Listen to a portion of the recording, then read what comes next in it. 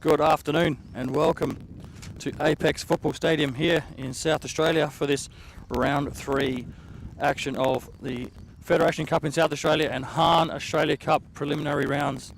Today's action sees home team Adelaide Olympic coming up against MPL team FK Beograd. I am your commentator, Connie Kimitsis, today, and I'm joined by, as a few people have already realised this afternoon, one of them being his former teammate in George Blackwood. He guessed who it was. It's indeed Michael Jakobsen. Michael, welcome. Thank you. Thanks for joining me. You're not a stranger to this cup competition, are you? Nah. Tried a couple of times. Not from this side though. But yeah, I'm looking forward to this experience. It's going to be good fun. Talk us through for these. You've got these MPL clubs. Obviously, they come out here and they want to get to that stage. You managed to do it, as we realised today. 3 times you won it. You played Champions League football, which is another cup competition. League games, cup competition. Is there a difference in a player's mind or club minds? There shouldn't be, but there is. Yeah. But everything can happen. It's a one-off.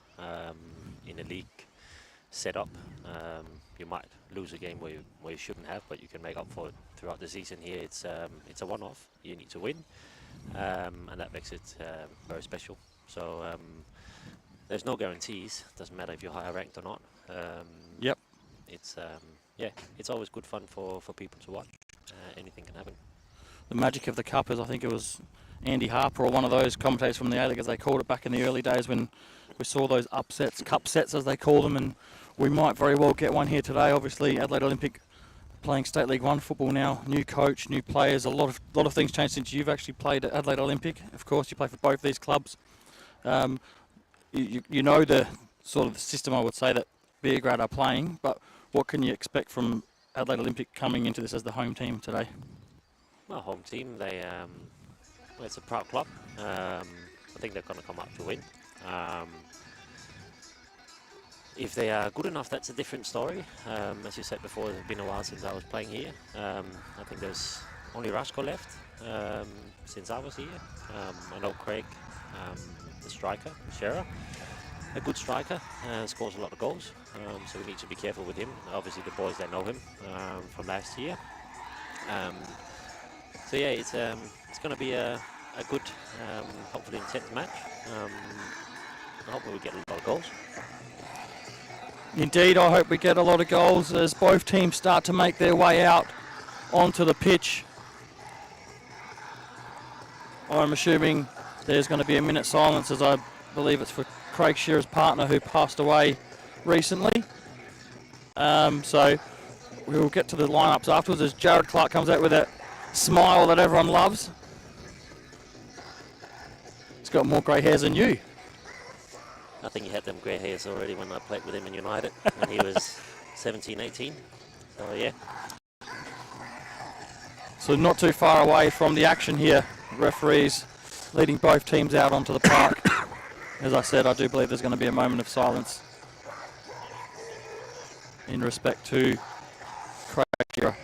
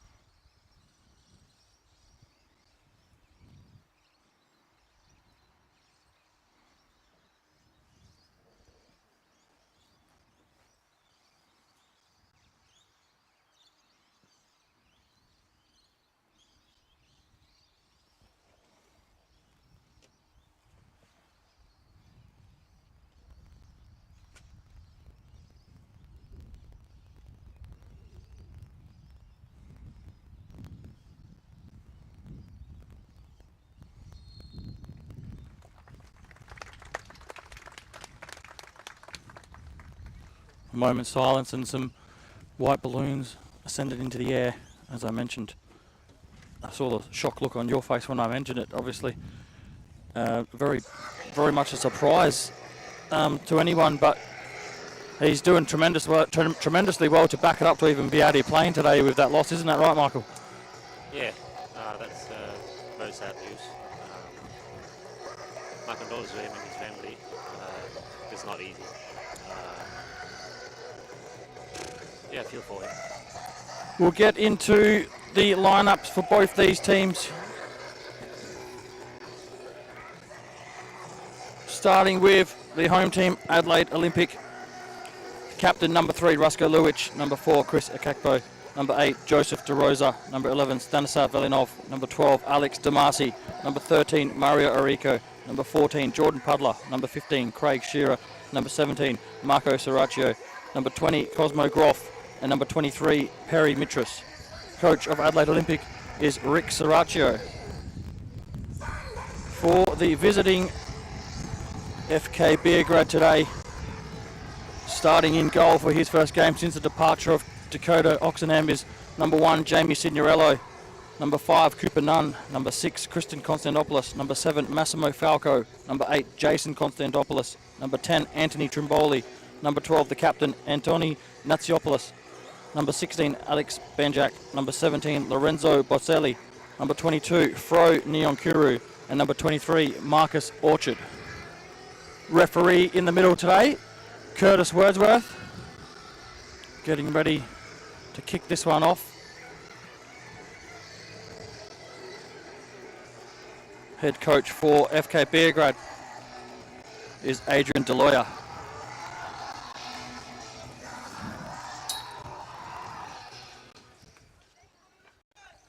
FK Beograd in a beautiful looking away kit.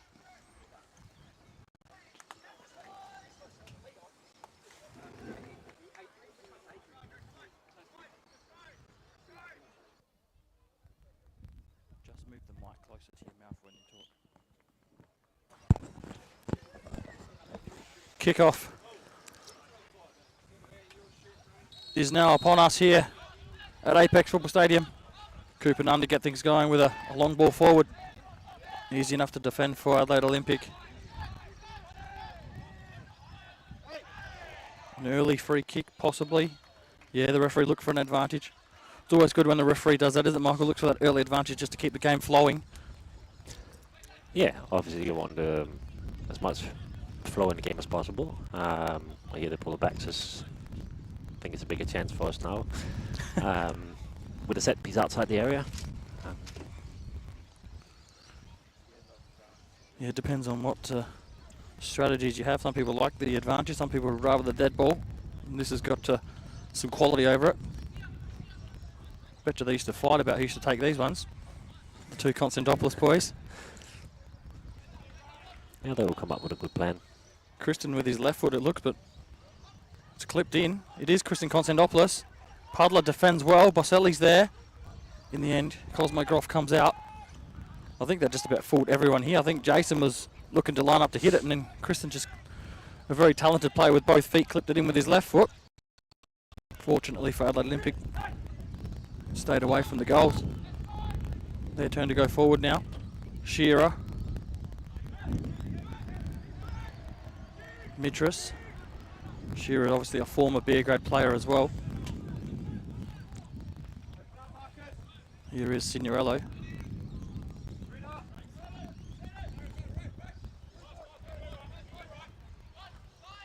Cooper Nunn.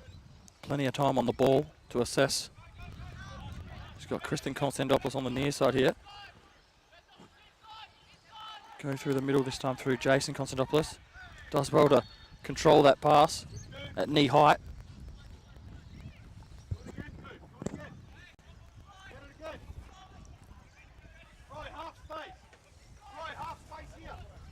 Banjak restarts play. Natsiopoulos drops in between the 2 centre backs.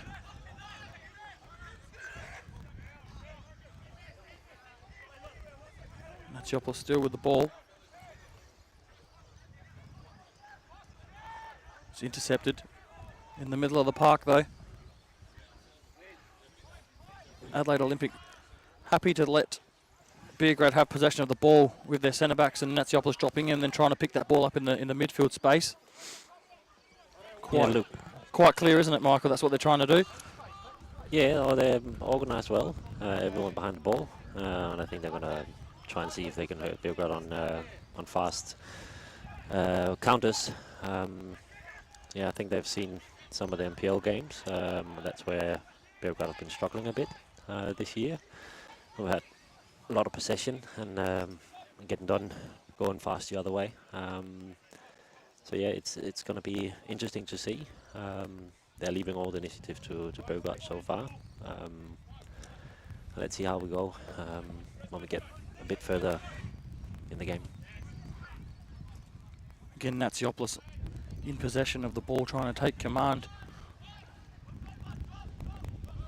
He did that well in the game against Beograd in the league a few weeks ago. Really commands the ball and wants to get on it and create at all ops. This time Olympic pressed a little bit further up. Again, happy to let Kupanan just have possession of the ball and distribute to Banjak.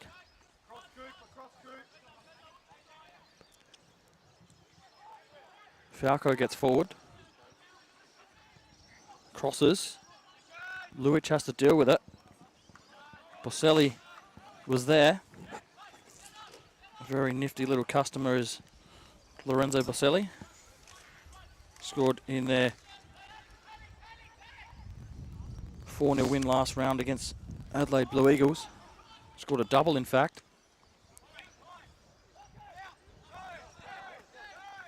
Yeah, he's been a good import for the club. He's done really well so far. So we'll see how he does today.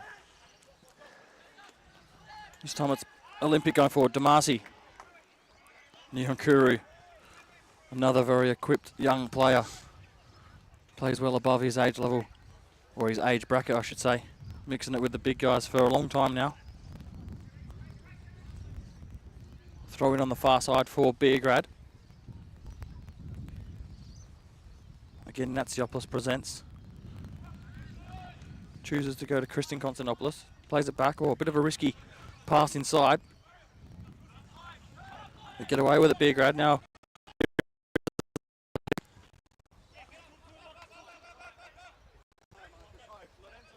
Orchard goes high, but Boselli drops in. Maybe a chance for him to create here. Again, happy just to keep the ball, so very organised defensively. Players know when to switch in and out as well.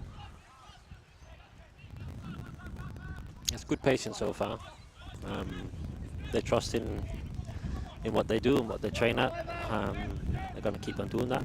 That's one of the things with Adrian. He's very true and loyal to his ideas, and the boys are doing exactly that today.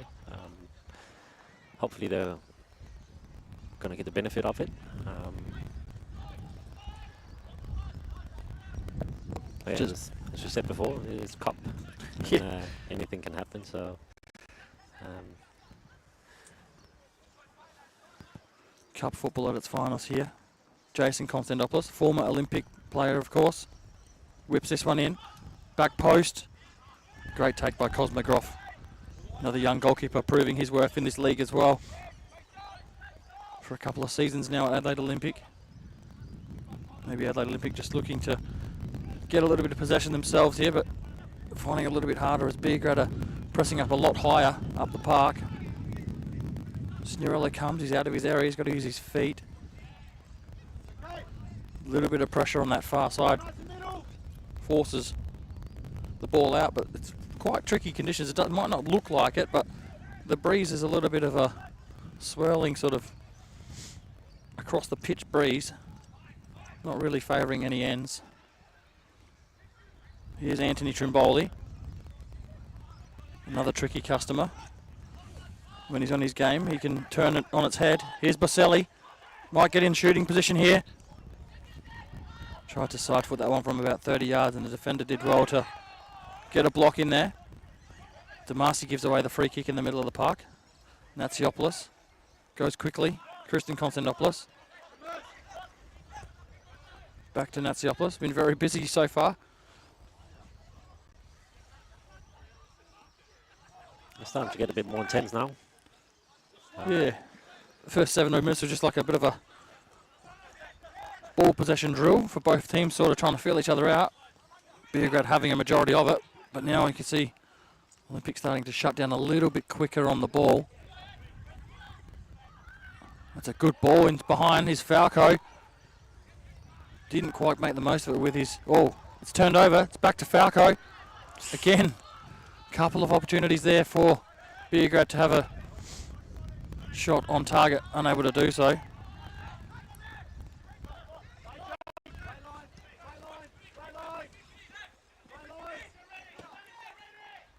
Far cross from the near side. It was dealt with by Jason Konstantopoulos, but only could give Adelaide Olympic a corner here, so out of nothing, really, Adelaide Olympic now have a chance to whip this in, and as I just mentioned, the breeze was going across the pitch. It's now actually blowing towards that goal, so maybe a dangerous time or two here for the new goalkeeper.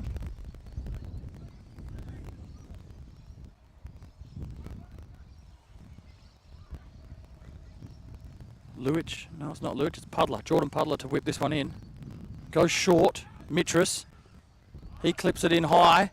Signorello comes and stops, and in the end, Trimboli puts it out for another corner. So, a couple of really not so dangerous balls into the box. Sorry, just a little bit of indecisiveness, you could say, Michael, that the Beograd defenders there felt. Oh yeah, the first one you could see with Jason, he's not a natural defender, but he was covering for Massimo. And the second one here is a bit of an awkward one for Trimmers, thinking the keeper's coming up. So yeah, gave away another corner. And as you said before, it is quite windy right now, so that can have an impact as well. It's hard to judge where the ball's going to fall. As you saw there, that ball travelled to the back post, and Natsiopoulos, all he could do was just get a glancing header away. It's gone out for a throw-in, less dangerous, but still in Adelaide Olympics attacking third. Mitras takes the throw. It's going to be clipped in again. That's a better ball into the box. A dangerous delivery. A bit more purpose on that one. Yeah, a little bit more pace. Not a bad cross at all.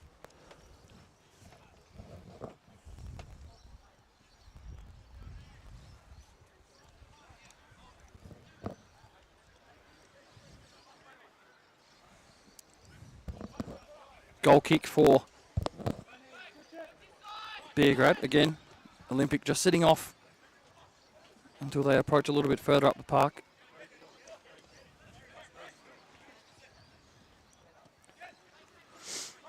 Well, the key here for Beograd is fast ball movement. When they are sitting off low, when you decide, all right, we're going for it now, or we're trying to break through, they need to have a lot of pace on the ball. If it's too slow, it's too easy to just move sideways. As a defending block, when they're defending with everyone behind the ball, your ball movement has to be a lot faster and not too many touches on the ball. So that's when it becomes important for Olympic then to either press higher quicker or sit back a little bit further and let them try and carry the ball and, you know, hope for a bad touch or something like that. Isn't that right? Yeah. As Rusko Luich clears this one, Banjak wins the header. Tristan Konstantopoulos. Again, Beograd happy just to keep possession of the ball, try and shift Olympic around. Damasi and Shearer playing together up top at the moment, unable to pick the ball off in any real dangerous position. Has been all Beograd so far. Here is Boselli breaking the lines, clips it in behind him, cuts it back, tries to find Trimboli. A great block there by Akeko. Yeah, good positioning, good defending, desperate, which is what you need sometimes. So well done. But yeah, that's probably the first time we saw them with a little bit of combinations, going in between lines and getting in behind. And Lorenzo did really well. Just the final pass. Got a good block in between ball and the player. Oh, another great little flick in behind. Here's Anthony Trimboli, has a go on goal. shot goes across the keeper. I don't think there was any touch there. No, the referee signals for a goal kick. So just as we spoke about that fast ball movement, you spoke about that not too long ago. You see what happens there when you do get fast ball movement into the feet, obviously, of players like Christian Konstantopoulos. They make that decision up on the spot, don't they? Just to one touch, like you said, minimal touches. Yeah. It's almost like you knew what was going on out there. No, that's how they're going to break them down. It's just fast ball movement and not too many touches on the ball. If they start running with it too much and start taking on player after player, it's easier to defend. But when they do the little short passes, less touches, they're getting behind. It's they've done really well so far. Shearer couldn't quite win the first or second ball, but it falls in dispute. Great little touch by Boselli to keep possession. Wins the ball back off of Sriracho. Didn't get a chance to touch on it, but that little nutmeg in the box was quite impressive by Boselli up there to create that first chance. You see that he's got a lot of talent. Managed to pick the cobwebs out a few weeks ago in a league game against West Torrens Bacala. He makes those runs in behind. Very tricky, you would know as a defender, when a midfielder player or an attacking player is making those runs in behind from side to side. It's very difficult to deal with, isn't it? Defender's nightmare, as they would say. Well, it makes it a bit more tricky when they're on the run all the time. Obviously, if you have a stationary striker standing up front and two wingers always standing wide, it's quite easy to defend. But when they have pace and they're coming in behind all the time, it makes it a lot harder. It's a hard challenge we just got there. It was the ball actually bobbled up a little bit, and I think he was very fortunate that it did, because if it didn't, I think it was going to be almost a penalty call. Yeah. The little bobble favoured the defender there. And it's going to be Christian Konstantopoulos to deliver lift with his left foot. Or he may go short to his brother Jason. He does go the secondary option. Now he does clip it in. Boselli's there. Trimboli asking for a handball. I'm not too sure how he saw that from where he was positioned when he was nowhere near the ball, but anyways. Oh well, it's worth a shout. Just had a challenge inside the box. If you're lucky or unlucky there as a defender, you give away a penalty. Now they're applying more pressure on the referee with a handball. More and more of these decisions coming. Were you one of those players if there was a 50-50, were you into the referee's ear? Nah, I'm too far back. I'll never make it up there in time. Here is the header from Trimboli. This time it's well off target. Yeah, you have players like Trimmers. He likes to get in the ear of the referee, obviously. Try and see if you can get something half cheap. I've known Trimmers for probably, out of all these players out there, I've probably known him the longest back when he was at Croydon and under Ange Costanzo. And they always used to say that Trimmers would make a good coach one day because he can talk the ear off anyone. Yeah. Very good bloke though. Oh, he is. I enjoyed playing with him last year. He was good to have around in the change room. On and off the pitch, he's a good guy. We're straight back up the other end now. Damasi skinned his opponent. Ball's gone out for another Adelaide Olympic corner. Puddler again to take. Still haven't applied too much pressure on the goalkeeper yet. This one might be on top of his head. It is. Very well defended by Banjak. Rusko Luic. Oh, he's left the ball behind. Seems like nobody wants it at the moment. Natsiopoulos comes in, wins the ball. Trimboli, Boselli, played in. Jason Konstantopoulos at the back post. Boselli might have to do something here. And that cross isn't going to worry the defensive unit of Adelaide Olympic too much, but they still have possession here. Nyunkuru plays Natsiopoulos. One touch football again by Beograd. Jason Konstantopoulos. Now it's Falco to get the cross into the box. You may even hear the displeasure of the coaching staff from Beograd there, with probably expecting a little bit more with the amount of time he had to put that cross in as well. Absolutely. I have high expectations from Ozzy. He got a really good delivery on him, and there's no pressure on the ball at all, so he should have definitely done better there. I think in general from the get-go, with that, let's just see what happens here. Trimboli and Kristen Constant starting to link up a little bit the last few moments, but Olympic give it away cheaply. Boselli knows how to find the back of the net. One way, the other, left, right. Trimboli now. It's intercepted now. It's Damasi now. Adelaide Olympic with a semi-counter attack, but they've got Nyankuru to deal with, who holds up the play well enough for his teammates to get back and support. If you go back to that, patches they had before, they had a good chance to break through on the counter and didn't get anything out of that. It all slowed down a bit. Lorenzo should have kept on, going hard at him, I reckon. Again, it's starting to settle a bit more. Olympic's going to get a bit more possession now. Let's see if they can use it to their advantage or not. They just want to slow it down, don't they, when they've got possession? They don't want the fast pace that Beograd want. It's a good ball. Shearer brings it down, holds it up. Again, Damasi goes backwards. He only had time to go forwards. May well end up with it again here, but again, great pressure behind the ball. Led by the captain, Andoni Natsiopoulos, and his partner in crime, Nyankuru, in the middle. They pick it off here now. It is Nyankuru.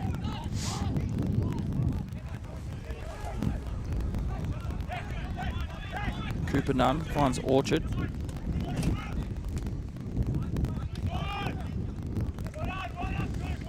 It is tricky conditions with the wind coming in now, but a little bit of rain makes it a lot faster as well, so hopefully the teams that benefit from that.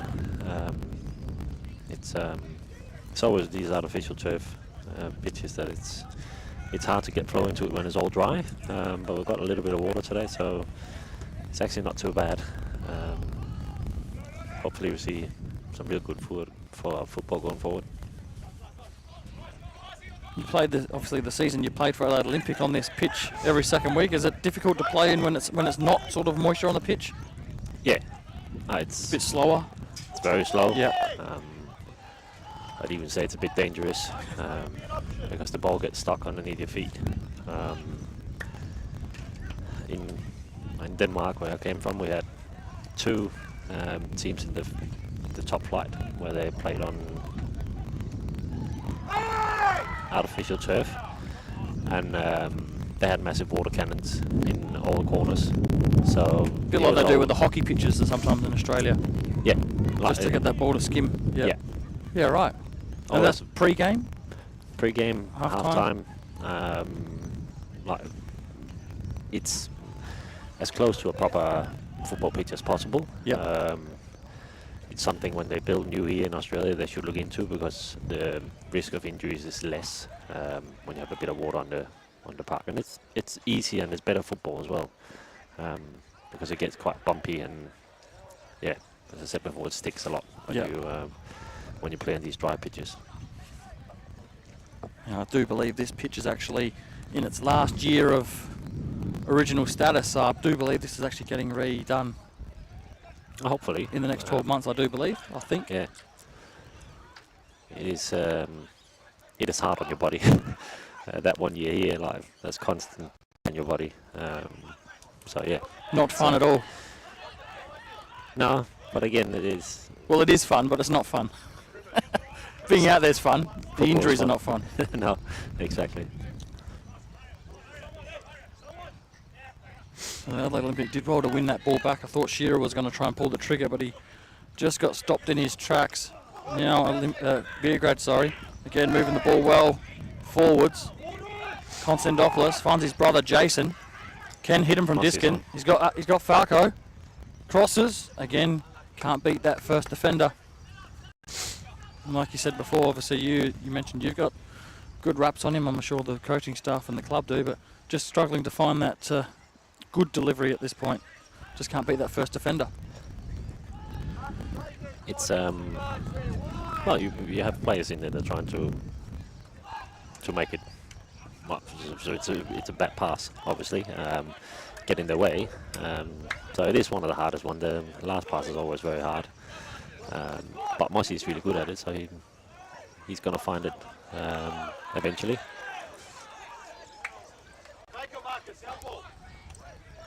It does look like the most likely avenue at the moment, though, doesn't it? Because they want to move the ball quickly, and when they do move it, it's through Kristen to Jason, out to Falco, overlapping.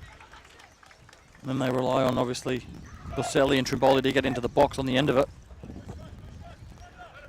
It depends a bit on where your overload is. At this stage of the game, it would have been out on the right-hand side for Mossy. Jason running at the fullback and Massimo coming around. It's the same situation last year. They have a good partnership going on. Mossy, doesn't matter if he's on the left or on the right. He just keeps on bobbing on and finding the right space and the right time. So yeah, it's a good weapon they have. Sriracha wins the free kick for Olympic again. When they do get these little stoppages, they're not in much of a hurry to play the ball forward. They just want to try and keep it for possibly a little bit of just a moment of possession is what they need. But they do look to, when they do go forward, it does look like Shearer is that target. As you can see there, that ball was meant for him, but he wasn't quite on the same page. I thought he was. He would have thought that they'll keep it a bit longer. Yeah. He's clearly. He was not ready for it at all, was he? But again, you're right. They probably didn't need to play that ball. They still had space and time with the centre back just to keep it go side for side for a little bit, which is what Beograd's done quite well this first half. Not the best one by Banjak there. Yeah. Mitras on the far side. Yonkuru wins a header. Here is Shearer up against Natsiopoulos. He comes out on top again and again. Happy just to go back to the goalkeeper and try and drag Olympic out. I'm assuming when you set up like this, they think, hoping that one of these players comes out of position and they get that gap to play the ball forward. But they've been quite, what's the word I'm looking for? Disciplined. Adelaide Olympic, they have been very disciplined in the way they want to play. And it's making, probably the longer it goes, the more frustrated Beograd will get as well, not being able to break through, given they've had so much possession. Yeah. Here is a chance though. Boselli. A free kick. Referee. Let it go, and let it go. In the end, there was no advantage, and it will come back. And this looks like a very dangerous position again, especially with the Konstantopoulos boys over the ball. Yeah, hopefully they can get a good delivery in here. Attack it. Test the goalie. They haven't really tested him yet. They've defended quite well so far. Going back to what you said before, I would actually like Olympic to sometimes with that negative pass when they go back to the centre back or the goalkeeper, go up and put pressure on them, see what they're going to do. Konstantopoulos, Jason clips it in. Nunn's there. Cosmo Gruff does very well again. But you're right, with that pass, a couple of times you saw Damasi's pick the ball up in the middle, and instead of turning on the ball, he's gone back when he's had a bit of space. Probably just a lack of communication, you would say, or maybe confidence. You don't know. Yeah, no, that's good here from Rasko. It's a good pass in the middle. Here is Damasi. This time he goes forward, but misses the target. Yeah. So I guess you can't win sometimes. No, but I'm more referring to But the idea is there, wasn't it? Yeah, but when they put pressure in the middle and they're going back to Kuba or to Banjak, the two up front, they need to put pressure on them, especially when it's a wobbly ball coming back. Put them on a bit of pressure and see how they do. If they're just going to go long straight away or they're actually going to try and still keep possession, because sometimes you can sneak in and get a cheap ball up higher, because it is hard for them. If they win the ball down on the last third on their own half every time, it's a long way up to score up in the other end. So they should look at any negative passes from Beograd and go and put some pressure on him. Boselli finds Jason Konstantopoulos. Now it's Christian Konstantopoulos. Boselli gets into the box, goes to ground. There's contact. Referee waves it away. Play on.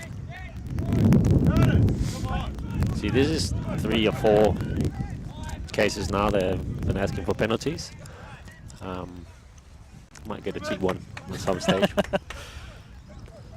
That was probably out of all of them, there was a little bit of contact there, but it was more shoulder to shoulder, probably just I think it was actually well done by the referee. He was close enough to make a decision. Yeah, he's in a good position. It's probably just a 50-50 in his eyes. You were a defender once, you don't like to see them ones given, do you? No, not at all. Obviously, if it's clear, yeah, give it all day. But if it's a good challenge and body to body, that's a good cross. Here's Falco. A lot of pace on the cross from Orchard, beat everybody. Falco got his way into position. He's picked up a little knock there, but a bit ginger to get up. Just sitting in the middle of the park at the moment. Now he's making his way back out to the right side of the park.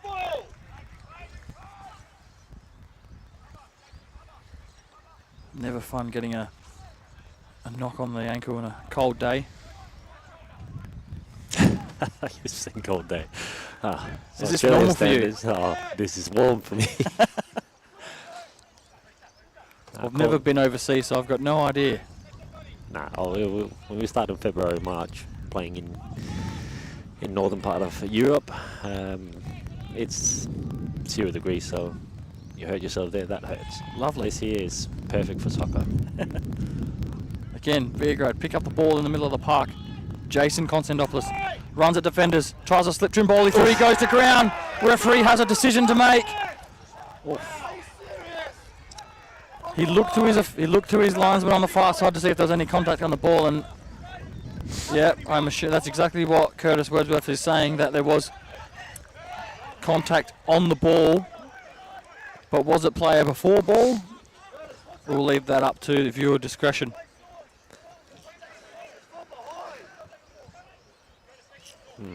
We don't have the lovely VAR in our lower league competitions, thank God, because I can't stand it.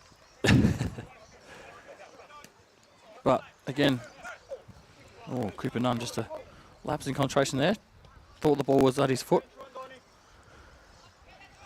But again, like you mentioned before, if the Olympic players maybe just stepped up that, couple of yards, and maybe half a chance to pick that off and get forward. Yeah. Could be there to nick one of these ball passes now and then.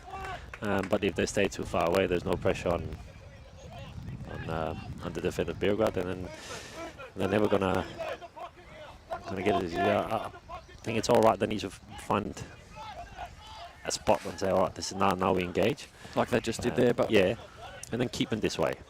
Don't let them go back again. And if they go back, it has to be through the keeper. Here they go. Can they press up a bit higher? Can they just see Natsiopoulos drop in as that centre back for the moment, and then makes it quite easy for him to get out. Trimboli's done very well at holding the ball up as well as that striker. Christian Konstantopoulos, Boselli, edge of the box. Can he get a shot away? No, not that time. Uses Christian. Now it's Andoni Natsiopoulos. So they need to push the line up. They need to get up. Olympic here. They're too deep. Yeah, they've almost got their midfielders sitting on top of the defenders' heads. Yeah. The last third, they have 10 players now. Orchard with a great cross. It falls. Jason Konstantopoulos, shot away, blocked, cleared off the line by Jordan Pudler. That looked destined for the back of the net, but Jordan Pudler was in the right spot at the right time because it looked like the goalkeeper was beaten. Yeah, good again, desperate defending, but I think they're getting a bit too deep. As soon as the ball goes backwards, they need to push the lines up. They're getting very deep. We're only, 30 minutes in, so 32 minutes in. Boselli again beats his opponent, and another free kick, so there's Michael Jakobsen just mentioned nearly 33 minutes played here. The majority of it has been FK Beograd. Adelaide Olympic only really managing minority possession on sort of a counter-attack. And FK Beograd finding themselves in this position. They've had a couple of free kicks, a couple of siders from this area. Again, it's the Konstantopoulos brothers on the ball. 3-2 here. Kristen plays short to Orchard. Unfortunately, can't find him. I think that was a good option, just a bad pass. Falco wins the free kick again, so when Olympic do get the ball, they're struggling to keep it for long periods of time, and it's really takes its toll after a while if you're chasing the ball for, you know, a good part of the 30 minutes. They probably had the ball maybe for, it's safe to say 25 minutes of the ball has been with FK Beograd. Takes its toll on your players, doesn't it? Yeah, so you're chasing a lot. You need to be able to capitalise on it, because they have more possession. They've had the better chances. But again, Olympic have been very brave. They've done really well defensive work. If Beograd have been a bit more clinical, I think they could have been up with a couple. Kristen Konstantopoulos, tried to find the forward runner, Baselli, and just a little foot in there for Adelaide Olympic. See, now they're nearly 3-on-3, 4-on-4 here in the back line. Look at that. Got 4 defenders against 4 strikers. Maybe a little bit of a change for the last part of this half. Just to apply a little bit more pressure, maybe. Yeah. Going to need to be a little bit better passing if they're going to do that. Benjak chose to play that ball. Works out in the end off of the head. Now Baselli again clashes with his Olympic opponent, and again they go forward. So here's Falco on the right hand side for Beograd. It's been their most dangerous attacks have come down that right hand side through Falco and Jason Konstantopoulos. Trimboli playing up top today. Again, Jason Konstantopoulos able to turn and run at his defenders. Kristen Konstantopoulos might have a go for goal here. He does. I've seen him score some crackers over the last few seasons in an Olympic shirt. Obviously been quite injury riddled, Kristen Konstantopoulos. I guess you were here when he missed a majority of that season for Adelaide Olympic, and then he went to Campbelltown last year. I don't think he played a game for Campbelltown, but seems to be doing well in keeping fitness for Beograd this year, and that's a massive bonus to have a player like him fully fit, isn't it? Oh, for sure. With Olympic here, well, I think he played the back half of the season, and that was a big boost for us. He's one of them players who've been around the A-League. A lot of the boys, they have been in some form of capacity, but he's probably one of them they've actually been there and could go into a team and then make a difference in A-League. So quality player, but as you said, injuries have not been nice to him over the last couple of years.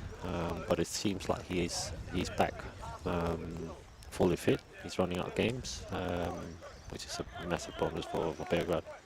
Did you play with Nathan at United? Yeah, I played with all 3 of them. Similar players? Kristen and Nathan similar, not so much Jason. He's a little bit more attacking minded. Yeah, but well, it depends on what position you put them in. I think Nathan as well with Adelaide United, he had some cracking games where he got up further up the park. Yeah, all 3 of them are talented. I think they've been schooled well by the dad. Quite a tough teacher to have, wasn't he? Yeah, I think so. But yeah, they're really good kids. I don't know who's the most talented of them. It's, flip a coin, maybe. You can't do that because it's 3. Yeah, it's hard. Luic about to take the free kick in front of us. We approach the final stages of the first half here at Apex Football Stadium. Goes to Puddler. There's a little bit of space to drift forward. But again, all he sees is a wall of white shirts. Damasi on the far side wins a free kick, so maybe this is a chance for Adelaide Olympic to put some pressure on in the final stages of the first half. They haven't created any real goal scoring opportunities apart from the couple of corners they had in the first 10 minutes, which they didn't make count ultimately. As we know, the sucker punch normally comes when you haven't had possession. Puddler delivers, but he can't beat that first defender, and now it's a chance for a counter-attack the other way. Puddler chooses just to pull Jason Konstantopoulos down. Referee lets it go though. Gets past another one, gets into the box, straight all the way, Jason Konstantopoulos, it falls, and it goes in for a Nyonkuru. That's, in my opinion, great refereeing there. Yeah. He could have stopped it, but chose to let it go. Not sure if he'll come back and book him. Yes, he does. So he does come back and books the player. But let the play go on, and Jason Konstantopoulos just waltzed past two players, got into the box. The shot was saved. It would have been a tremendous goal, but the shot was saved. In the end, it was young Fro Nyonkuru to score. Yeah. Kept going. Didn't stop. Didn't get frustrated. Ball down. Good tenacity. You see a lot of players in that position where they do that. They expect the game to stop and they put their arms out and they complain, but he didn't do that. Like you said, he kept going. Yeah. And ultimately they've got the reward. They go 1-0 up here in the 39th minute. FK Beograd. And they do deserve that goal. Yeah, for sure. If there's a team that should be up, it should be Beograd. So, yeah, well done to Jason. That was I think he just wanted it more. It seems like I think he saw, right, there's only two there, I need to get going here, and it doesn't matter if he's trying to pull me down. As I said before, the tenacity, the energy that he brings into it, he always does. That's it's something you can't teach. That's something players they have or not. And he's definitely not a quitter, which he just showed. Oh, late challenge by Damasi. Cooper Nunn not fazed by it. Just gets on with it. Might get some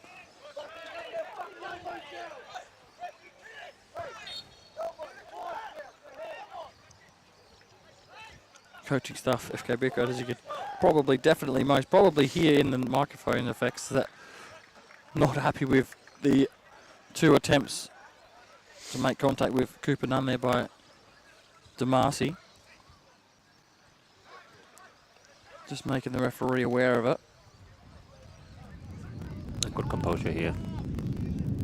Again, Beograd in possession, as you just mentioned, compose, play their way out. And on that occasion, Olympic got further up the park, but they still managed to get out quite easily. Baselli didn't seem to be too much in that, but the referee has given the free kick to Rasko Luic there. Baselli, I don't think he could really believe the referee blew his whistle, but anyways, we get on with it. I couldn't really see it from here if there was a push in the back or not, but it looked a bit soft. But he's Italian, so you know how it is. Be careful, there's a few of them sitting down here. We got his fellow mate Marco Toriani down here.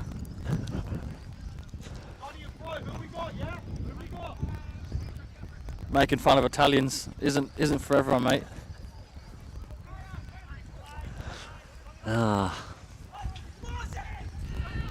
If we're going to go that far, what was your opinion on that World Cup call back in the day when Lucas Neal got brought down?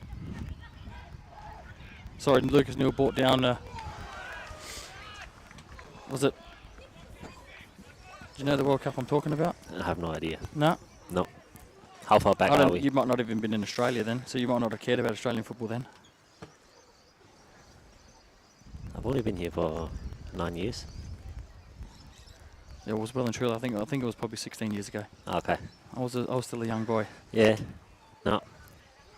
Don't remember that. We've had a few Italians play in the MPL here. I mentioned it a couple of times. Obviously, these boys, Baselli and Toriani, both from Como in Italy. He used to be a gentleman called Foster Urber. You might not know him either. Played for Adelaide Olympic. I reckon he was here 2 years before you came to Olympic. Yeah, heard about him. Yeah, quality striker. Still playing in Italy, back in Italy. Okay. Still scoring goals for fun as well. Okay. But here goes Olympic. Now with a chance, with a couple of minutes remaining, maybe just to get themselves back on equal terms, but not on that occasion. Here's Boselli. He's got Luic, plays it inside to Christian Konstantopoulos. Oh, it's fallen now for Trimboli. He's in on goal. Can he get the shot away? Left foot, right foot, deflection. Oh, just past the post. So nearly a gift on half-time for Anthony Trimboli. Maybe could have hit it the first time on his right foot. Had a little bit more space to hit it and he turned back into the traffic and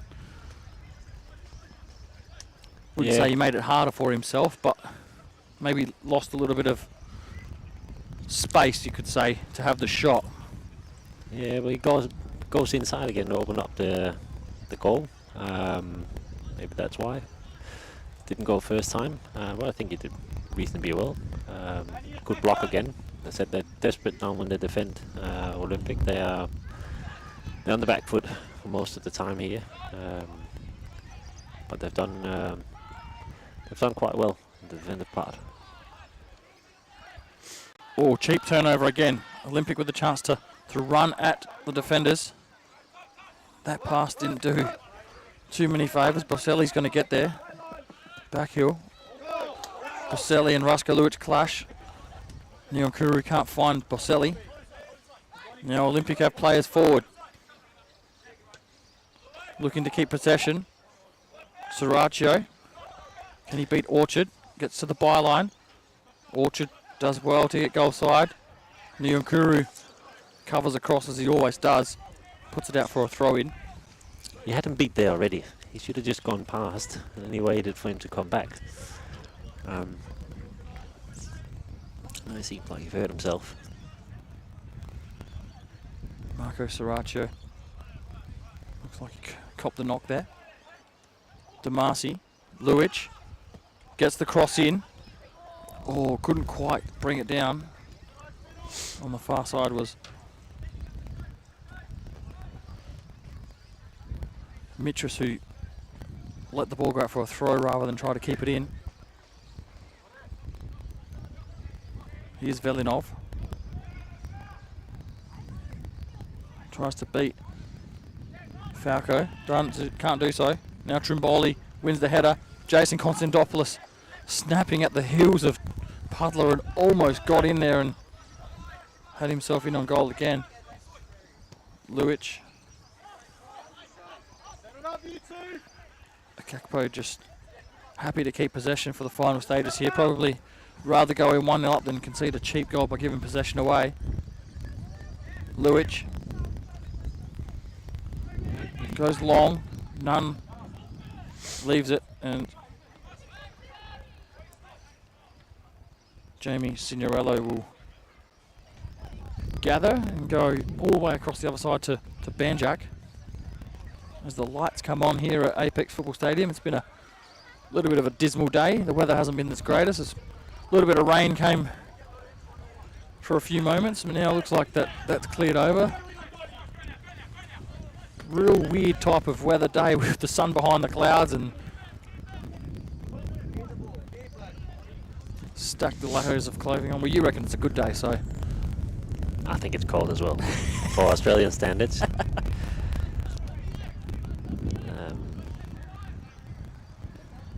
You'd rather have it this way than 40 degrees. That's for sure. Beograd maybe just content with the 1-0 lead as well. Happy to keep possession for the final stages. As I say that, they tried to go forward but unable to find a teammate. So only the 2 additional minutes played by Curtis Wordsworth and brings a halt to proceedings here at Apex Football Stadium. So wouldn't say the most exciting half, but Beograd, they really had possession for probably, you could say, 75% of that first half. Adelaide Olympic struggled to create anything on goal. But I was quite impressed with Anthony Trimboli playing up top, able to hold the ball up, give his midfielders time to support him.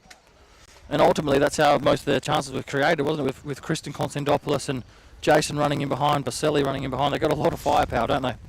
Yeah, Trim has done that for a couple of seasons now when he was in Campbelltown, and last year as well for Beograd. He's good at playing up as a striker. He's good to hold it up. But when you put him out on the wing, it's a lot of dribbling going on. Touches. I think he's suited well to play as a 9, and he's done well today, as you said. But as soon as they start the quick combinations, they look very dangerous. Let's see how Olympic come up for second half. Is they going to go chase, or surely they have to come out differently? They can't just sit back and hope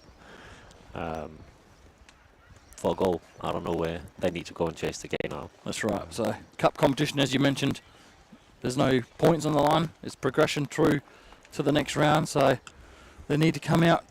They're 1-0 down here at half time. So, we go to the break. It's Adelaide Olympic 0, FK Beograd 1. We'll be back with the second half shortly.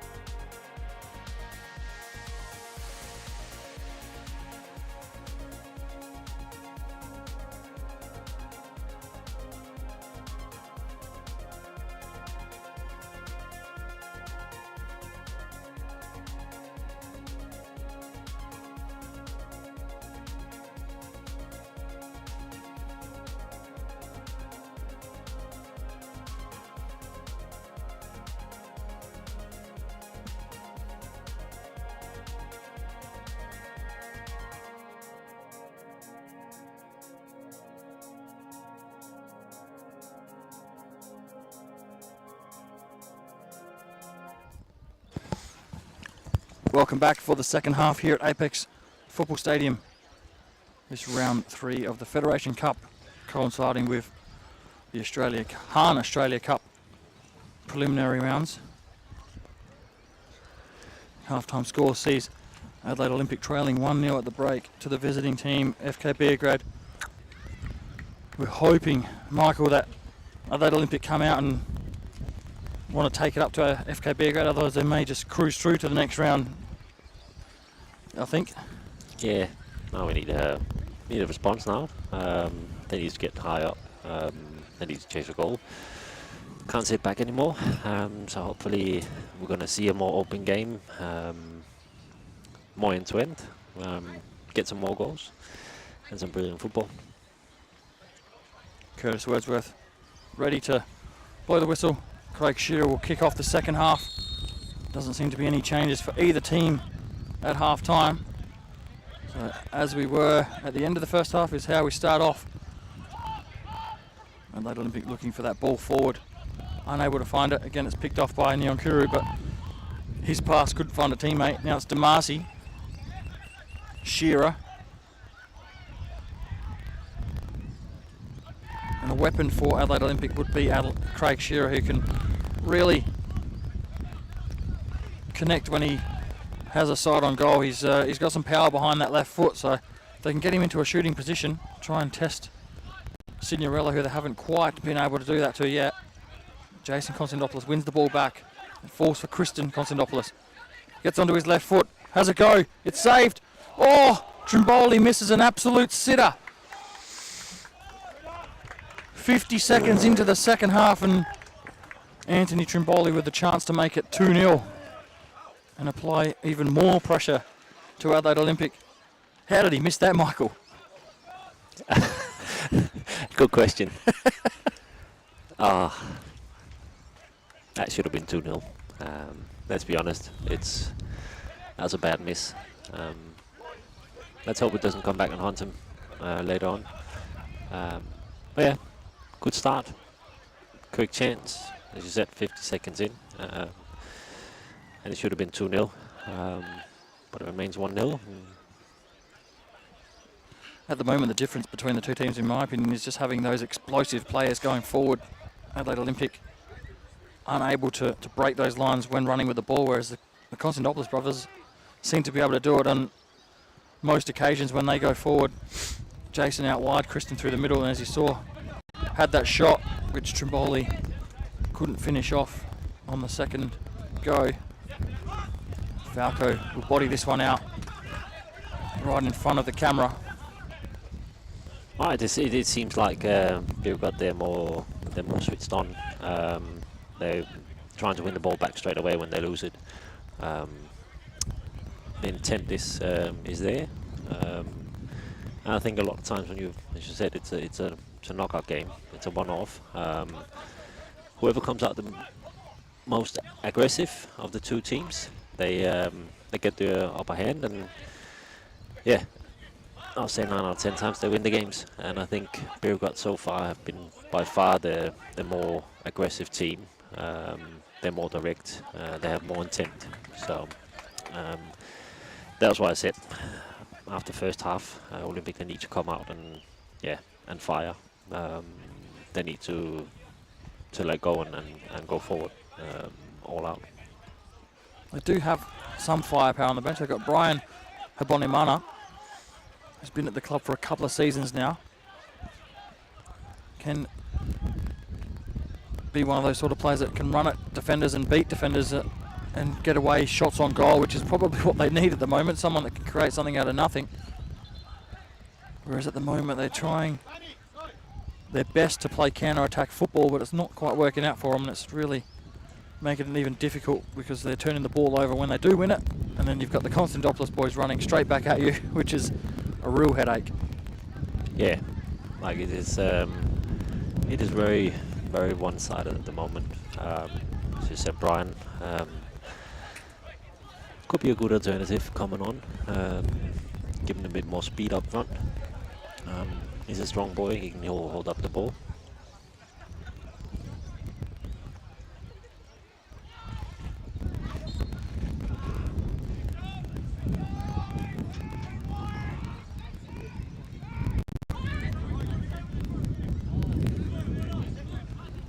Nyonkuru wins the header. Falco heads it back to Nyonkuru. Somehow it almost ends up with Constantopoulos, but again it's Nyonkuru. Shouts our winner throw-in. Instead he loses possession. Now it's Damasi. Oh, Velinov off the top of his head. Here's that chance they might need. Gets into the box. Cooper Nunn. Velinov, one way or the other. Oh, maybe just a little bit too much with it. But he somehow kept that in front of him when the Damasi pass come off his head and he was in on goal. So they're the half chances they need to try and take, though, aren't they? When you're struggling, just get a shot away and try and create something. Test the keeper in some way.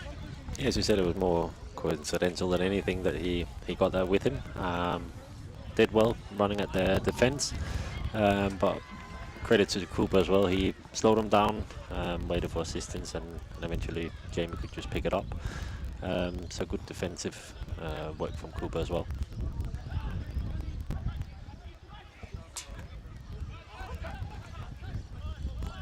Puddler on the ball now.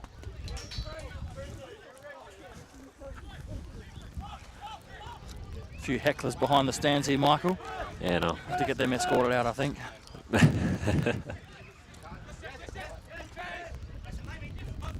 Mitras. Experience of Perry Mitras wins a free kick there.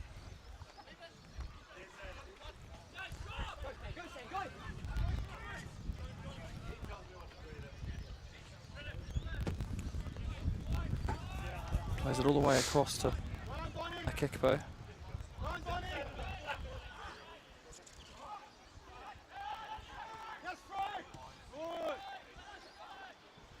Roscoe Luic finds himself in an advanced position but loses the ball, or he doesn't actually lose the ball, he gives away a free kick for tangling with Lorenzo Boselli. You see the intent they come with, Beograd. They put pressure, they force them to make mistakes. It's some of that stuff you need to see from Olympic going forward, but they're still just sitting off. Wonder how long this is going to happen. They need to come up at one stage to apply some more pressure. I suppose from a viewing point here as well, you look at the middle of the park, the strikers sit off when the defensive centre-backs have got the ball, but then their 2 sixers in De Rosa and Orico, they don't step up either, so it's sort of just, it's very defensive, isn't it? It's very defence-minded rather than trying to step up and win the ball. As I say that, they do win it, but then Beograd win it straight back just because it's probably a little bit too easy for them. Well, like you look now, this is what I'm trying to say. You've got 2 players marking nothing when they probably step up and apply that little bit more pressure that you've been talking about. Yeah.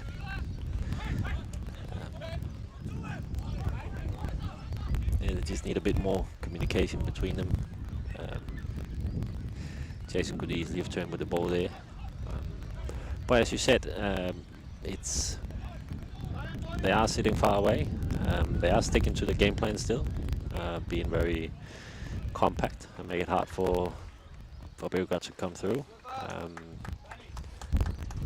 Yeah, well, like from a viewer's point of view, a bit more intent, being more aggressive, going further forward.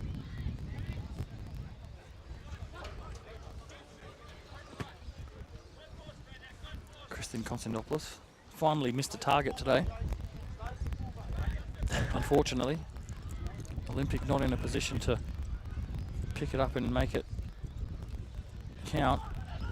Boselli, the deflection falls his way, and Donny Natsiopoulos has really been able to control the middle of the park. Oh, Jason Constantopoulos just tried the little spin turn there, but unfortunately the ball gets away from him, and again, Olympic with a goal kick, but you can see now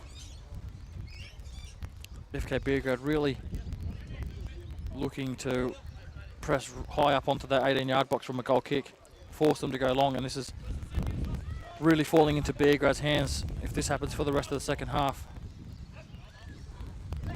Shearer doesn't win the header, but does well enough to compete. Here is Shearer, but unable to control the ball. See the substitutes from both teams warming up to the right of the camera.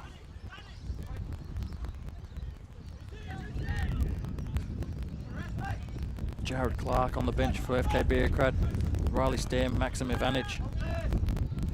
So some quality players on the FK Beograd bench, as we mentioned before. Bonimana is probably the most notable attacking player for Adelaide Olympic, who may be introduced soon if this stays the way it is or gets worse. That's better in the middle there by Olympic, but given away again far too easily. So when you do the hard work to win it back, that's when you want to just play that easy pass and keep possession, isn't it? Yeah, but Andoni and Fro, they do it very well in the middle. They are putting them on immense pressure straight away when Beograd loses the ball, so they win it quite comfortably back, quite fast, which is good if you are with Beograd to win, obviously. But Olympic, they need to be more composed and better to keep the ball, obtain it when they win it, when they go forward. De Rosa intercepts, but again, it only falls to FK Beograd's feet. Orchard tries to get the cross in, can't beat Rusko Luic on the far side. Play restarts with a throw in again. It's Natsiopoulos in possession. They go all the way back to the centre backs. Nunn and Benjak just happy to keep the ball, try and draw Olympic forward again and create a forward passing lane. Here's Christian Konstantinopoulos, Boselli, a great little ball in behind for Orchard. Here's another chance. Orchard can't find Christian Konstantinopoulos making the run forward, and now it's Olympic with the ball. It's the last pass. They struggle to find the right solution. Might come again here. Again, it's given away, and again, it's just that final pass from the wide areas. They haven't been as clinical as what they can be, with obviously Falco in the first half, and now in the last couple of opportunities it's been Orchard's opportunity. And they probably could have iced this game in the first 10 minutes, couldn't they, with the chances they've had. Trimboli missed from close range, and a couple of times they've gotten into the box. Puddler on the ball now. De Rosa, he turns it over. Natsiopoulos, he's got Konstantopoulos, squares it. 2-0, FK Beograd. And that time, Michael, they made it count. Yeah. Well done to Andoni. Applies the pressure. Gives the goal to Jason. Unselfish. Well done. A lot of players, they get in that position and they either don't look or they want to score the goal themselves, but Andoni Natsiopoulos, and that's probably why he's the captain of the team, always does the team thing first. Squared it for Jason Konstantopoulos, who doubles FK Beograd's lead here on 57 minutes. And as we've mentioned, if they weren't going to change anything now, they probably need to change something really quickly, otherwise FK Beograd are going to cruise into the fourth round and continue their quest in the Hahn Australia Cup preliminary rounds. Still no real action on the Olympic bench. Coaching staffs look like they're somewhat trying to work out what they can do. FK Beograd still demanding more. And they'll probably really want to try and put this away. And as we say that,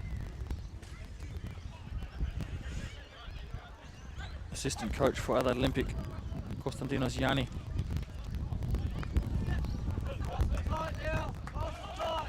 calls at least 2 players down, and neither of them was Havonimana, which is strange. Beograd might get the opportunity just to close this one out before they make any of those changes though. Mitras has Konstantopoulos in the Jason variety. The throw goes out. Those changes not quite ready to be made yet. So play will continue.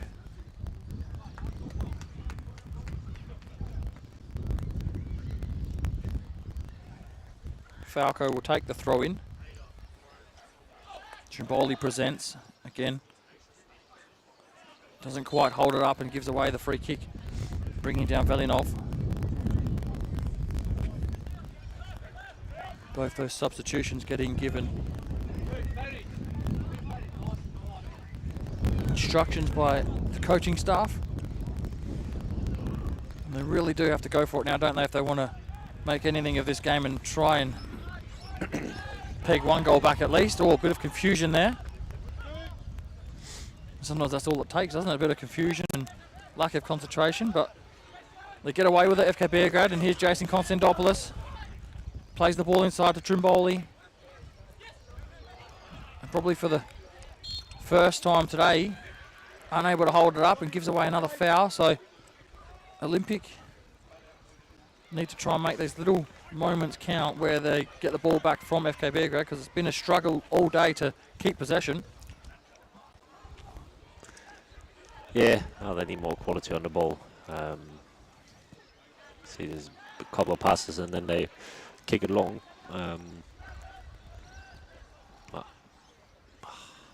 Shera did all right there. His pass wasn't great. Get away with it here. Now they need to come out the other side.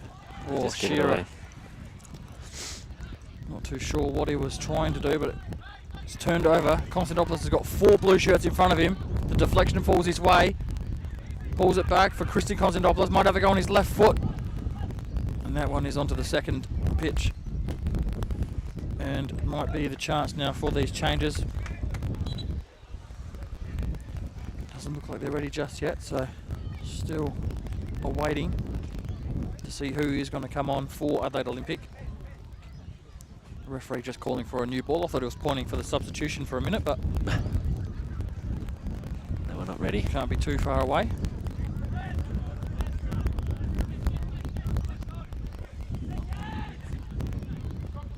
Damasi wins the header. Shearer does well.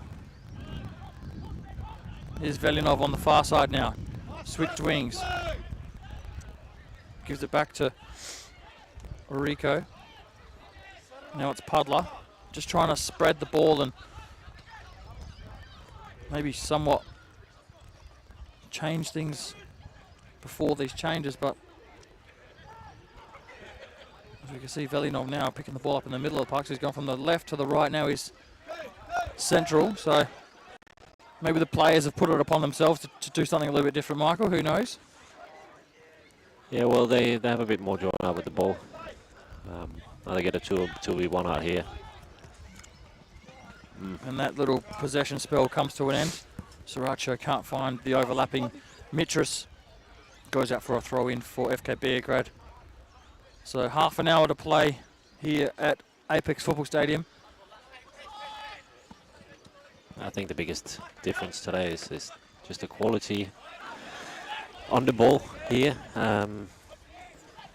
So far they've been Beograd all over it. They've been better when they have the ball. A sloppy turnover. Sorry, Michael, to cut you off there, but that was a sloppy turnover, and exactly what you were saying. They've been better on the ball, and that's probably half the reason that turnover occurred. And Beograd just really happy just to keep possession. Banjak now has Jason Konstantopoulos, who in turn has Neon Kuru. Back to Jason Konstantopoulos. One way the other way to his brother Kristen. Still going as Jason Konstantopoulos. Tries to get the cross in, but De Rosa's there to block. Adelaide Olympic just waiting for that ball probably to advance a little bit further up the park before they make the changes.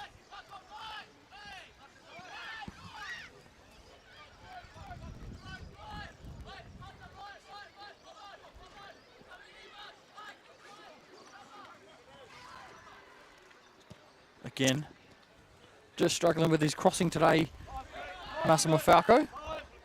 But I guess this is the kind of day you can get away with that when your opposition is not really giving you much of a battle. You tend to use this as a learning curve some way. Porcelli in possession. Natsiopoulos currently playing as a left centre back. Cooper Nunn now with the ball. Banjak, Neon Kuru over the top from Falco, back to Neon Kuru, over the top of Orico. Still Neon Kuru goes. Finds Orchard. Beats Rusko Luic. Kristin Konstantopoulos on his left. Back to Orchard. Back to Neon Kuru. Exactly, yeah. Oh, Falco gives away possession. Mitras finds Shearer. Shearer can't control the ball. Now he has to win it back and chase. Cooper Nunn does well to find Mas Falco there.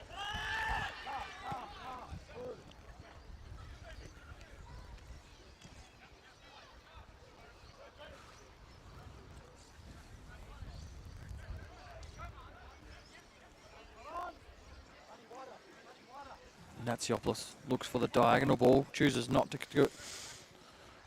play that ball to Jason Konstantopoulos. Instead, they just want to keep possession. We've got 25 minutes left here, and they're still not applying any pressure before they enter their half. Pudler does well to win that one. Damasi.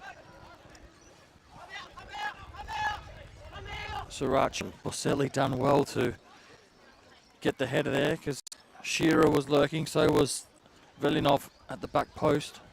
Still, we await these substitutions for Olympic. One of them is going to be Judd Pinozo.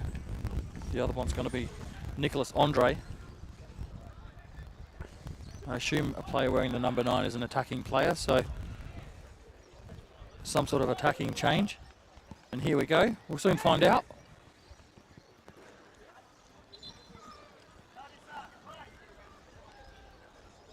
Craig Shearer, one of the players to be withdrawn. And it looks like number 11 on the far side, Stanislav Velinov. So 2 attacking players coming on.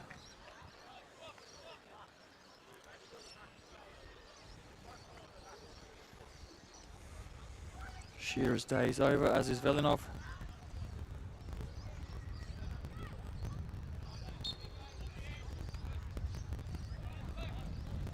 So will we see Adelaide Olympic apply even 20% more aggression for this last 24 minutes?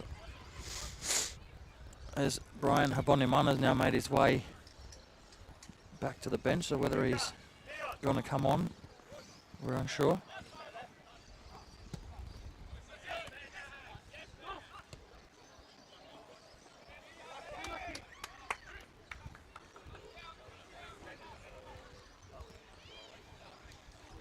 I need to do something else. They need to try and push all 3 lines higher. See if they can get on the board, make it exciting. If they keep on being low with all 3 blocks, not applying any pressure before they enter their half, it's going to be very hard for Olympic this. So they're still going with the same setup from these goal kicks where they have 4 players up as high as possible, but the problem is they're not winning these headers. And on that occasion, Beograd win the header and it comes off of the Olympic player out for a throw-in, so even just the little things like that not going your way probably shows what sort of afternoon you're having.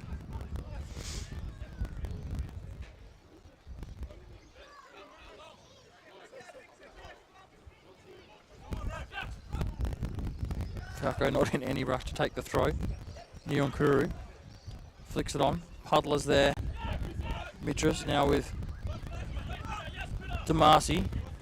Tries to dribble past Kristin Konstantopoulos, but unfortunately for him, the sideline was way too close to try what he did. And Beograd will have the ball back in their possession via a throw.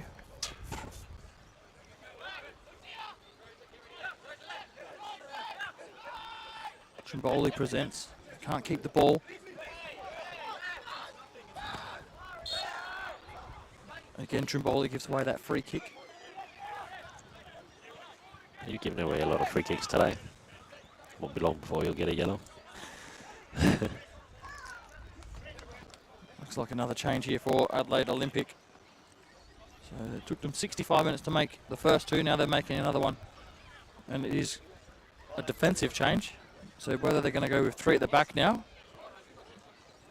and push a few players up. Unsure, but it does look like it's just a straightforward swap with Chris Akakpo coming off and Daniel Kikianis coming on, the brother of Panos Kikianis at Adelaide United, who scored a goal last week. Defender going up for a corner scoring goals. To remind you of anybody? Happens sometimes. Let's talk about that goal. It was in the semi-final against Western Sydney Wanderers in the FFA Cup back in the day. Yeah. And it wasn't just a straightforward goal, was it? I know you're going to be very modest about this, but it was a pretty decent finish. Do you remember it? Yeah. Overhead kick. Yeah. Bruno Fornaroli like. Oh, stop. Probably the most spectacular goal I've made in my whole career coming to Australia. I think it had maybe a couple of touches before, and then that happened. It just fell down from the sky, and I thought, why not give it a crack? Not your most memorable goal, though, because I know you've scored a pretty... Yeah. From what I would say, I know that you scored against Manchester United, just to say, for all those viewers out there, I know you've scored against them in the UEFA Champions League, but probably your best today. Oh yeah, by far. Was it instinct, or was it just like, I'm just going to do this and see what happens? Well, always struggled throughout my whole career since I was 22 with a sore back, so I do not really know what I was thinking trying to do that. But you know, sometimes it just happens, and there's no pain when it goes in, is there? Pardon? There's no pain when it goes in the back of the net. No. No. Not at that second anyway. Afterwards there is. Nah. Yeah. I think it's just instinct. You try. You're like, all right, this could work out. Yeah, that's a good start. You can only go one way from there. Start with a goal like that, and people they have high expectations, and then it's just blah. The rest of it. It was good fun. Ending up winning the whole thing. Probably the most modest explanation of a bicycle goal I've ever heard in my life. If you want to watch or see that goal, it was the 2016 FFA Cup semi-final at Amy Park, Melbourne City. You were playing for back then. I think you won 2-1. I think the game ended 2-1.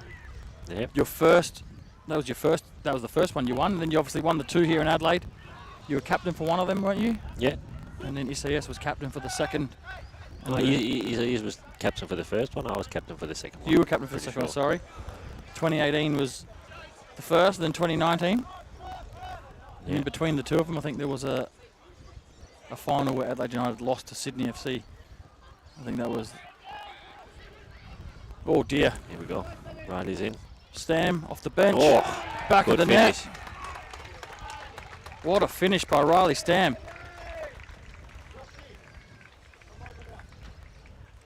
Good for his confidence. That's a really good finish. He played a game a couple of weeks ago, and I was commentating the game against West Torrens Bacalla, and the co-com at the time, Mark Taubert, one of our FSA commentators, said, I hope he scores a goal tonight because he really deserves one. And about 2 seconds later he scored a goal, and he said, I hope this kicks off his season and he starts to bang in goals. And when you can finish like that and you're coming off the bench, it really shows the depth that FK Beograd have got, doesn't it? Yeah. There is a big difference in these two teams when you look at quality, also what's coming off the bench. But yeah, in the league, he's been struggling a bit, and he needs to get started. And this is good for him. Have Maxim coming on now. And we're talking about quality. Yeah. You just got Jared Clark sitting on the bench, who can come on as a like-for-like replacement for Natsiopoulos, and Maxim Ivanic also making way onto the park for Kristen Konstantopoulos. So depth goes a long way, doesn't it? It's sort of one of those things where if things aren't working, you can make changes, but also when you want to sort of ice a game like you can now, you can just make like-for-like changes, and not much changes. Yeah, you have some of these players that haven't got too much game time lately. You have a perfect chance here to get some Ks into them. As you said, they're quality players, and you want to keep as many of them ready for the season. So the more minutes they can get, the better. I think we've got an injury here. Oh, pulled his hammy. Looks like Perry Mitchell has pulled up there. Yeah. I don't know if it's cramp or he's done a hammy. Yeah, he's not a young buck anymore, Perry Mitchell, so you have to really watch those hamstrings and calves. You know all about that, don't you? I don't even get me started. My calves are actually not the worst here in the playing NPL. That's more other parts of the body. But yeah, ever since I came to Australia, there was lots of issues with calves.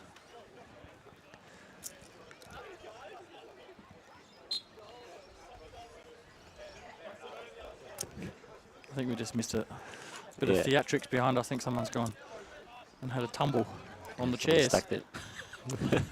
Probably the most exciting thing that's happened from an Olympic perspective today. Oh, bodied off the ball by Ivanic, Damasi, but he wins the ball back. Making the run inside.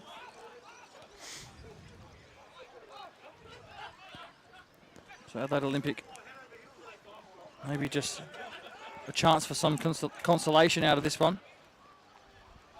75 minutes played, it's 3-0 the way of FK Beograd.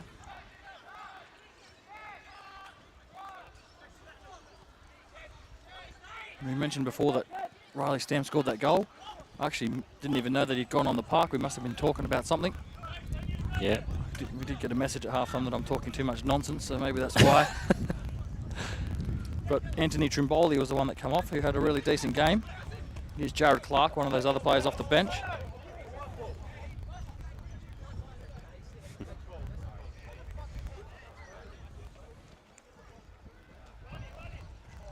So Adelaide Olympic made that change where Perry Mitchell's come off and on came Dion Simopoulos.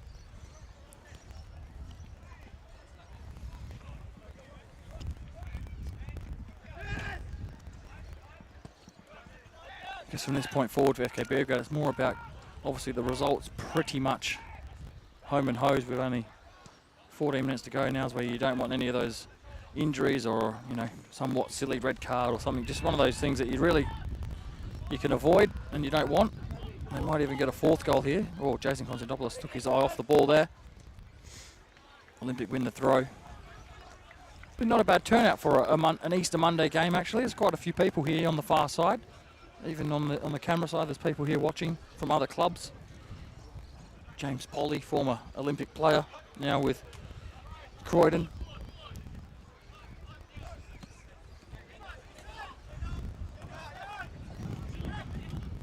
Marco Toriani of Raiders. Vinko Stanisic, also a former Olympic player with Adelaide United's youth team at the moment. A few neutrals. A couple of those hecklers, former Olympic coaches. If you could call them that. Yeah. I don't know what you should call them. No. I think they're both down coaching at the Cove at the moment. Don't think I've ever had a serious conversation with either of them. No. It's always a joke. Something funny's always said. Or thrown at you.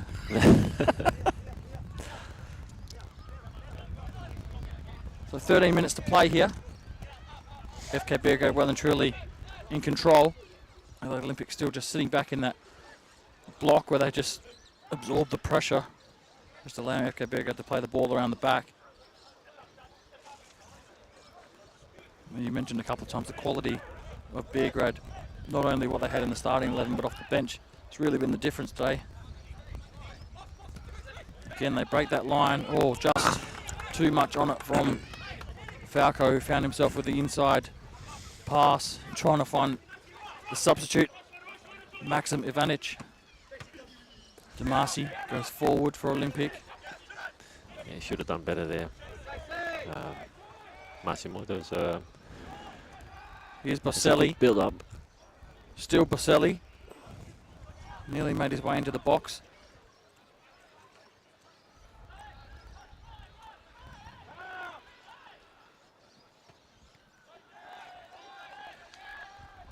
So FK Beograd still with the chance to make another couple of changes. As we see that shot there, Stam go well over the bar. Looks like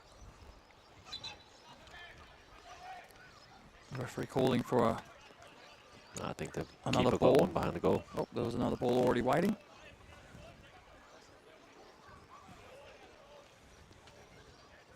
So FK Beograd still got Ethan Harrington and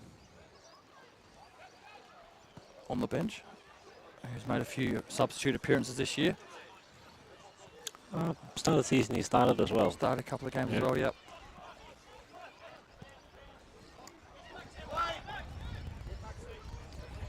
Another wasted forward pass for Olympic. Gives possession back to Beograd. Still no pressure in the front third from Olympic. I think they've accepted defeat at the moment. I think they're just cruise control, both teams. Olympic doesn't look interested in going up, putting any sort of pressure on them, and Beograd is happy just to keep possession, not pushing too much. Here goes Marcus Orchard. Gets the cross in. Stam tries to turn and hit it. Still with Beograd. Konstantopoulos recycles it for Orchard. Clips it to the back post. Simopoulos deals with it. Here's Baselli. Might have a go from distance. Baselli. Low shot. Keeper has to make the save. Lorenzo Baselli looking to really ice it off and get his name on the score sheet today. Been impressive from a wide area though, hasn't he? Like I said in the first half, he makes those runs from the wide area in behind defenders and causes trouble. Yeah, it looks like he's been pulled back a bit now. So I think he's playing more in Farrell's role. He's not up too high anymore, so you don't see him too involved up there, but this one here felt from outside the box and he went forward. Had a Not crack. bad finish. Keeper had to make the save. Yeah. Here's the resulting corner. Konstantopoulos to deliver. It's deep. DeRosa does well to get a header on that. Stam was lurking at the back post looking for his second off the bench. Comes the subs. Beograd about to empty their bench for the final 9 minutes.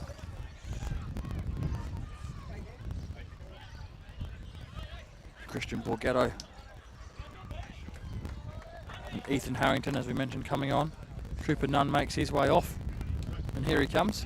He was pulled back from an attacking position as a holding midfielder, and now he's going to be gifted a rest for the final 9 minutes. Lorenzo Baselli. He's had a good game.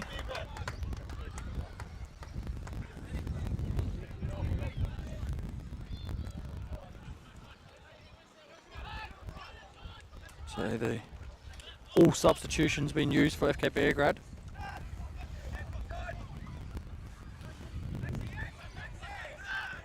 Ivanic goes all the way back to Banjak, clips it in, can't get the ball past.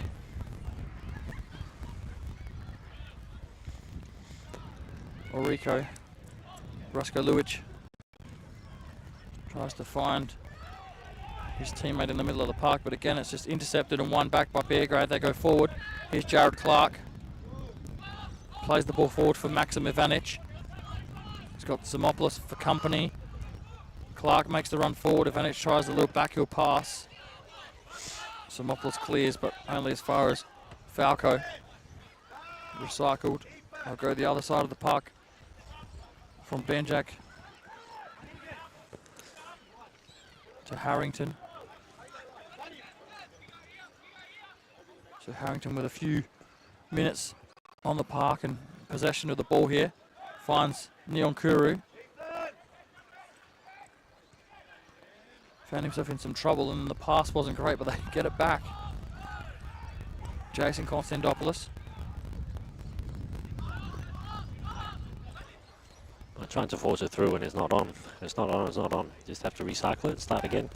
I suppose in these Possession. moments as well is where you really want to try and just play basics and try those things that you want to work on, isn't it? Especially when the game is relatively easy. You don't want to be forcing passes, just do the simple things, you could say. And just find solutions for other Obviously players. You still want to go on and get another goal. You have fresh legs on the park now. But it should be the same first or last minute of the game. Like if it's on, it's on. If it's not, it's not. Yep. throw. I think he saw something that wasn't there. Tried to force it through, which is it is what it is. He's still a young player, but very talented. Um, you will only learn from these little mistakes throughout the games. Yep.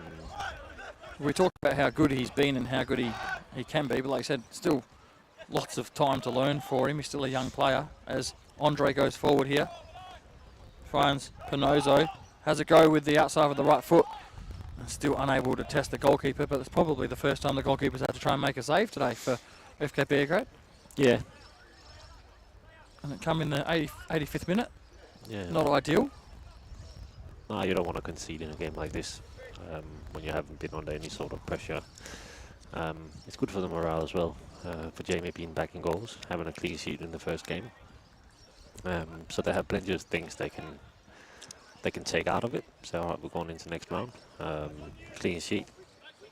We've got 3 good goals so far. Might be more. Yeah, as many positive things as possible. That's right. And the same goes for Olympic, obviously. I think if they could get a goal now towards the back end of the game, they're going to take that into State League as well. Saying, what, we did all right against the MPL team. The level of play has obviously been so different, but both teams have really stuck to their game, and they haven't really differed too much. No, I thought Olympic were going to come out second half differently. More aggressive, more going forward, but either Beograd had all the answers to what they came with, or they didn't bring enough. Still trying to play football, still trying to play the ball around. Just as we mentioned a couple of times, the quality's just been a little bit better from Beograd when they've done it compared to what Olympic's been able to do. Here's Rusko Luic on the far side, wins a throw. You mentioned before that obviously Beograd are going to go through to the next round, and they're not going through alone. This is the last match of the weekend. We saw on Saturday night, Metro Stars knocked Modbury Jets out. They won 4-1. Adelaide Hills, State League 2 team, beat the newly promoted Cove, who are a State League 1 team. They beat them 2-0, so they're going on a cup run, which is great, because last year we had Northern Demons go on a cup run and make it all the way through to the last scene here in South Australia. This year it's going to be Adelaide Hills doing that. Seaford Rangers, they put up a good fight against Comets, another State League 2 team, going up against NPL opposition. They came to a 4-2 loss. Fulham, 3-1 winners over Sturt Lions, which is a bit of a surprise given how good Sturt's been this season. Garn put up a good fight, another State League 2 opposition against NPL opposition. They won 3-1, Campbelltown did. Croatia Raiders, 3-2 winners over Cumberland on Thursday night. And West Torrens Bacalla, 3-0 winners over Croydon on Thursday night as well. Your mate, George Blackwood, with a double there for West Torrens Bacalla. Sometimes he starts scoring a bit of goals. So if you're listening or watching, George, Yako's called you out there. He should, like his quality. He makes a big difference for them, doesn't he? Yeah. It doesn't matter which team he'll go into in NPL, he would be a big difference. Here's advantage though. Yeah. Trying to score a goal of his own. Gives away possession. No, he doesn't. Wins it back. But yeah, George Blackwood is quality, isn't he? His ability in the air. He's always been very good in the air. Scored some great headers in his time at Adelaide United. Yeah, I think quality-wise, he probably still up to the standard of a striker in the A-League. Obviously, it depends a lot on service, being a striker, playing NPL. So when I say he needs to score goals, it's easier said than done. If you're on one of the top teams and you get lots of service, he will probably be the leading goal scorer, I would say. But I'm not sure if Bacalla is going to be that top team. Doesn't look like it so far. They score plenty of goals, but they do concede goals as well, which is, yeah. Well, if you watch the A-League and you support Adelaide United, you're probably used to that. Well, have they let in 50 goals this year so far? Yes, I think, what was the score the other night? 3-2. I think that was the 50th goal that they let in on. Yeah, it's not ideal. Unbelievably, they can still play finals if they win the next couple of games, which is crazy after being on a 9-game streak where they had only picked up a couple of points. I think they conceded 13 goals in 3 games at one point. 2 games where they conceded 5 and 3 in the other. It hurts being a defender in a team like that. A goalie as well. Like it is not. It's not ideal. It's not great for your confidence, is it? No, You're not going at to all. the next game thinking, oh dear, what's going to happen today? Yeah. Hopefully they're working on it and they're putting a block in. And They're looking for a coach, mate. Yeah. I think let's see if they can make it into finals. Get Carl off in a good way. We have been there for a number of years now and done some good results with. They promoted a lot of young South Australian talent, which is good as well. It is. A lot of the boys that have come obviously through MPL, South Australia teams and the youth system. Still creating to the day, which is great. You've seen the likes of Nesta and Kunda. The Toure brothers, ×3, which is yeah. Crazy to see 3 brothers come through the system and then all end up overseas within 1 or 2 seasons of each other. Yeah, they've done well. You got to play with Al Hassan in that one of those finals, didn't you? Where he scored the goals against Melbourne City, 4-0 win in that one. Al Hassan, Mo, Musa. I don't think I played with. He was in the system or he was training with us at times, but never played with him. Well, that wraps things up. That's the referee's whistle here at Apex Football Stadium. And as you mentioned, probably about 15-20 minutes ago, Adelaide Olympic really did accept defeat, probably with about 15 minutes to go. They were outdone with quality and execution today.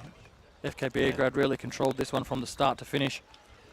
Players like Baselli, Trimboli, Konstantopoulos brothers.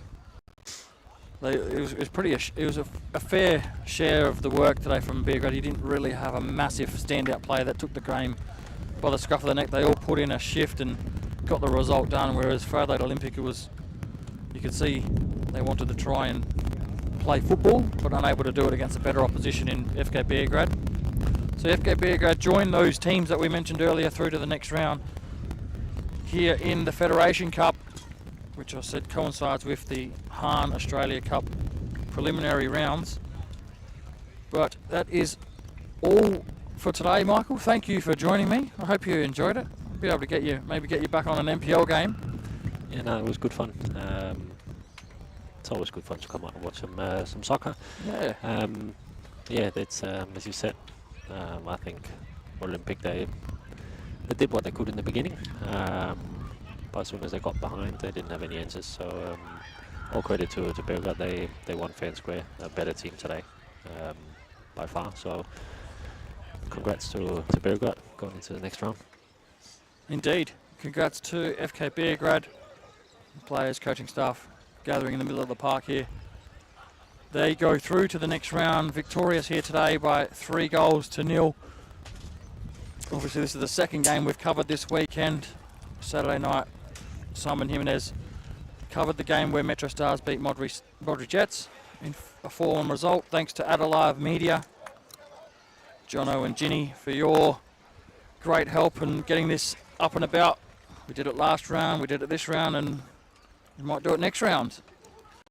Again, thank you, Michael. Thank you to everyone who's helped out. Full time here, FK Beograd winning 3-0 over Adelaide Olympic. We'll see you next time.